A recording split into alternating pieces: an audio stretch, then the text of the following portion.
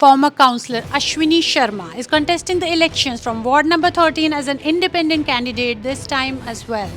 उनका कहना है कि उन्होंने अपने कार्यकाल के दौरान जनता के लिए कई महत्वपूर्ण काम किए और इसी अनुभव और जनता के समर्थन के आधार पर वो ये चुनाव लड़ रहे हैं। उनका दावा है कि उनके पिछले कामों को लोगों ने सराहा है और उनका यही विश्वास उनकी सबसे बड़ी ताकत है। हालांकि पार्टी से टिकट ना मिलने पर वे निराश जरूर हुए हैं, लेकिन जीत हुई तो जनता की आवाज़ बनने और उनके काम करवाने के लिए घर वापसी की राह पकड़ने में कोई संकोच नहीं करेंगे। यहाँ उन्होंने साफ कर दिया है कि अगर ज़रूरत पड़ी तो वो राजनीतिक पार्टी का दामन फिर से थाम सकते। He believes that if the circumstances are favorable, he might consider joining the political party again in future. नगर निगम में भ्रष्टाचार, शहर में गंदगी और अव्यवस्था का आलम जैसे मुद्दों पर अश्विनी शर्मा ने खुलकर बात। He claims that the lack of accountability has resulted in inefficiency, which directly impacted the development of the city. अगर उनकी रणनीति प्रभावी रही और जनता ने उनके वादों पर भरोसा जताया, तो वे निर्दलीय उम्मीदवार के रूप में भी अच्छा प्रदर्शन कर सकते हैं। देखना दिलचस्प होगा क्या उनके दावों से जनता सहमत होती है और उन्हें समर्थन देती है, या फिर पार्टी से अलग होने का असर उनके चुनावी अभियान पर पड़ता है। तो सर, मैं गुरुग्राम मिरर यूट्यूब चैनल से हूँ। सर, मैं ये जानना चाह रही थी कि जहाँ पिछले तकरीबन एक दशक से खास तौर पे माने कि एक राजनीतिक दलों का दबदबा रहा है, चाहे वो निकाय चुनाव हो, चाहे स्टेट के इलेक्शंस हो, चाहे लोकसभा के हो, तो उस दौर में आपने निर्दलीय ही लड़ने का फैसला क्यों लिया? सबसे पहले आपका धन्यवाद। आप यहाँ आए, इंटरव्यू लिया और बहुत अच्छा अहम सवाल आपने उठाया हमसे। देखिए, जो निकाय के और पंचायत के जो चुनाव होते हैं उसके अंदर पार्टी का कोई रोल ज्यादा नहीं होता, फेस वैल्यू का रोल ज्यादा है जो उनके बीच में रहता है लोगों के। पिछली बार भी मेरी टिकट एन वक्त मेरी काट दी गई। उसके बाद मेरे वार्ड के लोगों ने एक ही फैसला लिया कि आपने लड़ना है। मैं ठीक, जो जनता जनार्दन की आवाज होगी मैं उसको आदर करूंगा। जनता ने यार मेरा चुनाव लड़ा, मेरे वार्ड के वासियों ने चुनाव लड़ा और मेरे को भारी मतों से जिताकर मुझे सदन में भेजा और मैं भी उनकी बातों के लिए, जो उन्होंने जिता के भेजा, तो मैं भी उनके लिए खरा उतरा और अपने उनके गुड़गांव और उनके वार्ड के लिए और गुड़गांव के लिए मैंने सदन में हमेशा आवाज ऊंची करके उठाई। अगर पार्टी का मैं अगर सिंबल पे लड़ता भी और मैं जीतता तो फिर मैं बाकियों की तरह यस मैन बनकर रह जाता। आज इंडिपेंडेंट बन के मैं गया तो कम से कम मैं अपने गुड़गांव की खुली आवाज़ उठाई। आपने भी देखा होगा, मेरे सारे इंटरव्यू देखा, मेरे सदन की मीटिंग देखी होगी सारी आपने। मैंने गुड़गांव की जनता के लिए आवाज़ पूरी उठाई और आज इस बार भी ऐसे ही हुआ, मेरे साथ फिर धोखा हुआ। फिर उसके बाद लोग, आप देख रहे हो बाहर कितनी भीड़ हैगी, वो खुद लड़ रहे हैं चुनाव। मैं तो एक उनके लिए एक फेस वैल्यू बन के खड़ा हूँ। बाकी लड़ तो चुनाव जनता रही, मेरे वार्ड के वासी लड़ रहे सारे और इस बार भी भारी मतों से जीत है। पिछली बार भी मेरा उगता हुआ सूरज था, इस बार फिर मेरे को उगता हुआ सूरज मिला। वो कहे सूरज उगेगा तो रोशनी फैलेगी। जी मेरा वो। क्या वजह रही है आपको पार्टी से टिकट नहीं मिली? समझ नहीं आ रही कहानी कि कैसे हम वो अपना वो करें। हमने तो 2014 से लेके अब तक पार्टी के लिए काफ़ी काम करा और मैंने क्या, काफ़ी बड़े बड़े मेरे से भी जो सीनियर बैठे थे उनकी भी टिकटें काटी इसमें। अब इनका क्या है क्या नहीं, इनको यस मैन चाहिए, क्या चाहिए, इस वजह से ये वो हुआ है जी। आपको अभी इस बार कितनी उम्मीद है निर्दलीय होते हुए भी? नहीं, मैं तो इस बार तो बहुत भारी मतों जीतूंगा क्योंकि मैं जो है, अब जिस तरीके से मैंने रोड शो करा है ना, तो लोग ये कह रहे हैं कि आप क्यों आ रहे हो, ये वक्त हमारा है, हम निकल रहे हैं आपके लिए। आप अपना आराम से बैठो। आपने हमारी सेवा 5 साल अपने कार्यकाल की और 2 साल एक्स्ट्रा आपने हमारी सेवा करी। अब ये समय हमारा है, ये मेरे को वहाँ मिलने लग रहा है, इसलिए मैं आज यहाँ बैठा हूँ आराम से। उन्होंने मेरे को बिठा दिया है कि आप घर बैठो, हम करेंगे सारा काम। हमारा काम सारे वो लगे हुए हैं जी बाहर। तो ये उनका प्यार है जी, क्योंकि मैं उनके साथ 7 साल तक मैं उनके बीच में 7 की मैंने सर्विस दी और मैंने अपने वार्ड को बनने से पहले ही जो सबसे बड़ी समस्या थी सुअर की समस्या से मैंने अपने वार्ड को क्या काफ़ी जगह का और भी उनसे निजात दिला दी मैंने। जी। तो सर, अगर आप निर्दलीय तौर पे चुनाव जीतते हैं तो क्या फिर किसी राजनीतिक दल में वापसी करेंगे? क्योंकि अक्सर ऐसा होता है कि जब चुनाव जीत जाते हैं तो अपनी पार्टियों में वापस लौट जाते हैं और इसको एक तरह से घर वापसी करार देते हैं। देखिए, सदन के अंदर कोई पक्ष और विपक्ष वहाँ तो है नहीं। जो हमारा एमसीजी का जो सदन बैठता है उसमें पक्ष विपक्ष का कोई बेंचेस अलग अलग है नहीं। लेकिन मैं इंडिपेंडेंट जीतने के बाद मुझे काम करने के लिए सहारा तो चाहिए ही चाहिए। तो अफसरान जितने भी हैं और वो भी हैं, अपने वार्ड के वासियों के काम के लिए मेरे को चाहे कितना भी झुकना भी पड़े उनके लिए, चाहे कुछ भी करना पड़े, मैं उनके लिए वो काम करके ले ला के उनके चरणों में रख दूंगा। सर, आप अपना मुकाबला किसे मान रहे हैं, किसी पार्टी किसी लीडर विशेष? मुझे तो आज अपने वार्ड में तो मुझे मुकाबला नजर ही नहीं आ रहा है। जिस तरीके से पिछले 7-8 दिन से मैं डोर टू डोर कर रहा हूँ, लोग अपने आप ही जुड़ते जा रहे हैं और मुझे आराम करने के लिए कह रहे हैं कि हम अपना आप लड़ेंगे चुनाव। तो मुझे तो नजर आ नहीं रहा कि इलेक्शन, अभी मैं बैठा था कहीं वहाँ भी कह रहा था मैं इलेक्शन का समझ नहीं आ पा रहा कुछ भी, एक तरफा इलेक्शन है अपना। आपके प्रमुख चुनावी मुद्दे क्या रहेंगे? देखिए, पहले जैसे था मेरा कि मैं अपने वार्ड के सभी पार्कों को, सभी ग्रीन बेल्ट्स को, और सबसे अहम जो हमारा 100 साल पुराना जो बांध है, झाड़सा बांध, पार्ट 1 का और 2 का, जिसपे सवेरे 4 बजे से लेकर रात को 12-1 बजे तक लेडीज, जेंट्स, बुजुर्ग किसी टाइम भी वो घूमे, और जो सिक्योरिटी पर्पज के हिसाब से भी और वैसे भी, तो मेरा एक वो था, वो काफ़ी हद तक मैंने वो करा। हालांकि पार्ट 2 का जो लेफ्ट हैंड का हिस्सा है वो मेरे वार्ड में नहीं आता था, पटेल नगर, लेकिन वहाँ झुग्गियाँ थी और वहाँ इतना गंद हो गया था, कोई कहने के सोच वगैरह सब वही करते थे सब। तो मेरा सर वही लालच था कि मैं इसकी सड़क निकल जाती है तो ये कब्जे हट जाएंगे और पार्ट 2 भी ठीक हो जाएगा। और कुदरती एक दिन मैं और कमिश्नर साहब सैर कर रहे थे, रात को 11:30 बजे, 11 साढ़े 11 का टाइम होगा तकरीबन बांध के ऊपर। तो मैंने उनसे बस वैसे की बात कह दी, मैं कहा सर ऐसे कर नहीं कर, चलो हम हंसे जग रोए। तो आप भी, आपका नहीं पता 1 साल के हो, 2 साल के हो, 3 साल के हो, हमारा 5 साल का है ही है फिक्स, ठीक है जी। उसके बाद आप नहीं, हमने क्या होगा, तो हम ऐसी कोई चीज़ दे के जाओ हमें तो सब याद रखें। लो बताओ शर्मा जी, मैंने कहा जी ये एंक्रोचमेंट हटा के ये पटेल नगर को एक रास्ता निकाल दो, जो कि पटेल नगर के जो 10-15 हज़ार निवासी रह रहे हैं उनको एक ऑक्सीजन मिल जाएगी सीधी, उनकी गाड़ियाँ, उनके सब कुछ घर तक चले जाएंगे, उनको रास्ता मिल जाएगा। और मेरा फ़ायदा ये होगा, मैं सच्चाई बोलता हूँ, मतलब आपका फ़ायदा क्या, आपको तो वार्ड नहीं है, मैं जी मेरा फ़ायदा ये, एंक्रोचमेंट हट जाएगी तो ये गंद मेरे वार्ड में नहीं गिरेगा और सफाई रहेगी।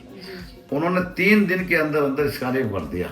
तो ऐसे अफसर भी होने चाहिए, अप्रिशिएट भी करना चाहिए, अफसर काम कर रहे हैं उनको अप्रिशिएट भी करना चाहिए। बिल्कुल बिल्कुल। लेकिन सर, अगर पार्ट 1 के बांध की बात करें तो यहाँ भी अभी काफी खामियां हैं, जैसे अब मिट्टी उसकी घिस रही है, कट रही है, गिरने का लोगों के खतरा रहता है। कई बार देखा है कि बंदर वगैरह दौड़ा, तो सिक्योरिटी के लिहाज से भी कुछ असुविधाएं हैं, तो उसको कैसे कब दूर करें? सिक्योरिटी देखो, मैंने इस पे बांध को जब करा था तो पूरा सारा तो कलरफुल टाइल है,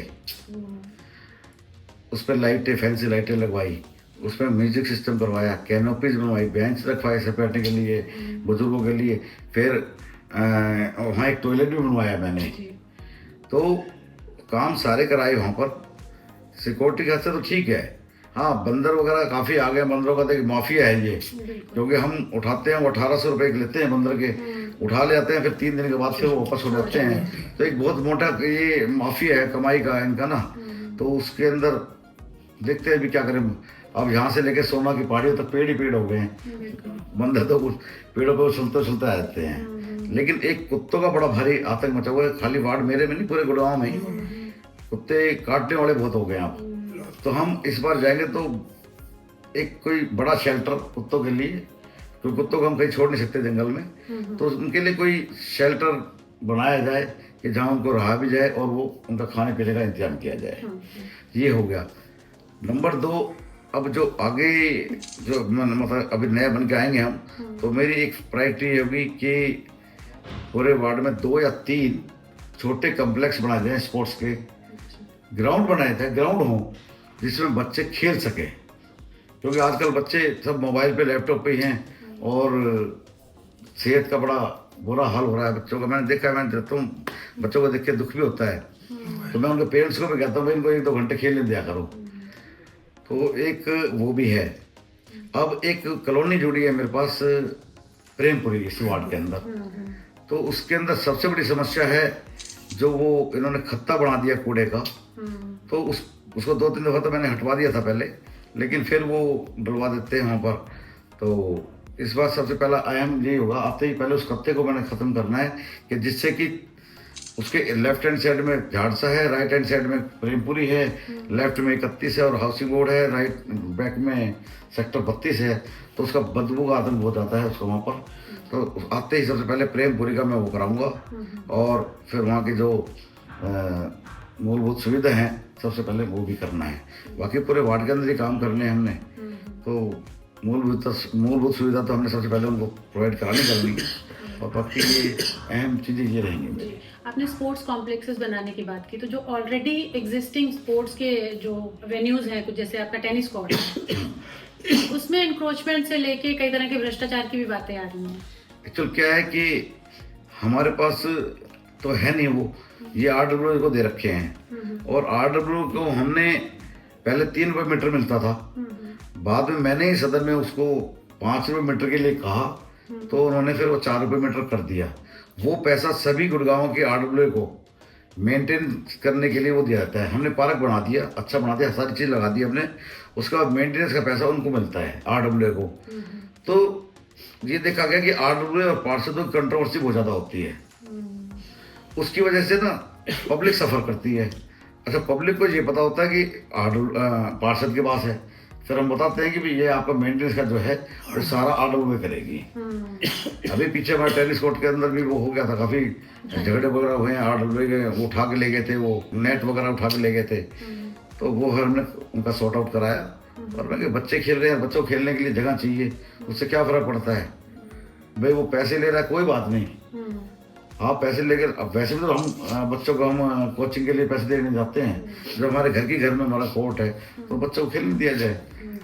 बस ये कंट्रोवर्सी चलती हैं RWA की, तो इसलिए फिर वार्ड कमेटियाँ बनती हैं। इसको भी इस बार अच्छी तरह को सॉर्ट आउट करेंगे कि RWA का और इसमें पंगा ना रहे कि और ढंग से काम करें। थोड़ी RWA से भी लगाम लगनी चाहिए। तो सर, कुछ कोई और राजनीतिक पार्टी के कार्यकर्ता इंटरनली कहीं आपको सपोर्ट कर रहे हैं इस तरह से? मेरे को सारे कर रहे हैं जी, हर प्रकार का आदमी मेरे को सपोर्ट कर रहा है, हर जाति का। मैं जात पात में विश्वास करता नहीं, मैं तो हर एक के साथ ही हूँ। बस इस ऊपर वाले ने ऊपर से तो जीव करके भेजा है, बाकी चीज़ें तो पब्लिक ने, जनता ने बनाई है ना, हम लोगों ने बनाया कि ये ब्राह्मण है, ये बनिया है, ये पंजाबी है, ये सब कुछ नहीं। हम तो एक ही बात मानते हैं कि हम ऊपर वाले ने जीव है, हमने उनकी सेवा समझिए। तो एक अंतिम सवाल मेरा बहुत ही महत्वपूर्ण भी है और गुरुग्राम नगर निगम के लिए एक सवालिया निशान भी है कि भ्रष्टाचार को लेकर नगर निगम काफी बदनाम रहा है। इसमें कोई, क्या राय है? मैं आपका सम्मान करता हूँ इस बात के लिए, आपने ये चीज़ पूछी, क्योंकि आजकल ये पत्रकार पूछते नहीं हैं। हम जब 2022 के अंदर हमने MCG का कार्यकाल पूरा हुआ तो तकरीबन 2600 करोड़ रुपए वहाँ हम छोड़ कर आए थे। उसके बाद 5-6 गांव, बादशाहपुर जैसे बड़े गांव MCG के अंदर किए गए, तो उन पंचायतों का सारा पैसा MCG के पास आया।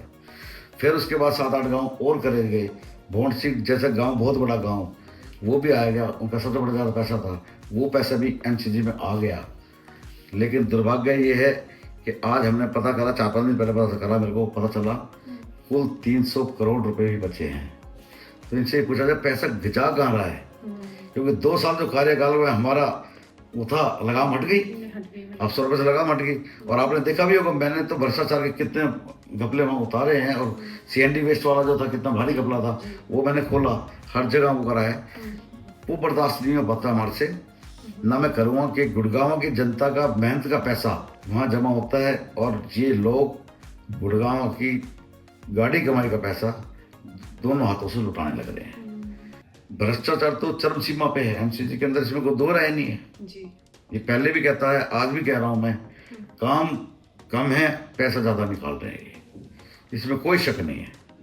लेकिन जब तक 5 साल रहे हमने काफ़ी, मतलब कि 35 के 35 पार्षदों की हमारी अच्छी एक टीम थी, चाहे वो पार्टी से थे चाहे निर्दलीय थे, लेकिन सबका अच्छा एक टीम थी, वो गुड़गांव के लिए आवाज़ उठाती।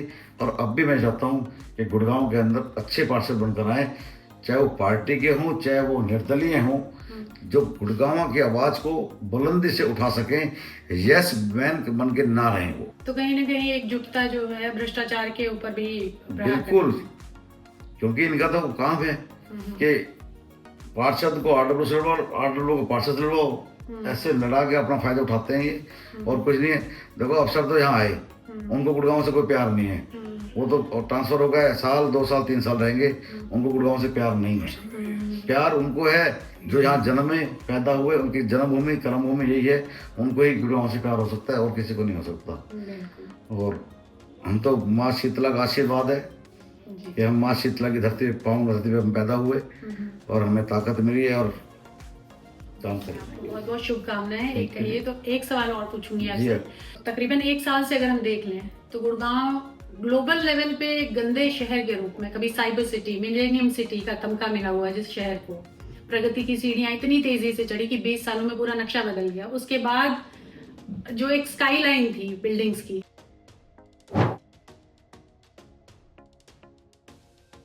तो इसको लेके आप क्या कहेंगे कि वैश्विक लेवल पे, एक वैश्विक स्तर पे इसको आप इसका नाम फिर से कैसे सुधारने में मदद करेंगे?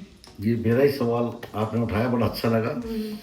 हिंदुस्तान के मानचित्र पे गुड़गांव का नाम एक आता था। इन्होंने 2 साल के अंदर इतना बुरा हाल कर दिया। हमने जो 5 साल में सभी ने मेहनत करी और एक पटरी पे लेकर आए थे, वो आज इन्होंने 0 कर दिया गुड़गांव को। अच्छा, वो एक स्वच्छता अभियान वाले आते हैं, वो क्या कौन सा महकमा है, भारत स्वच्छता अभियान, वो नंबर दे के आते हैं, स्टार दे के जाते हैं।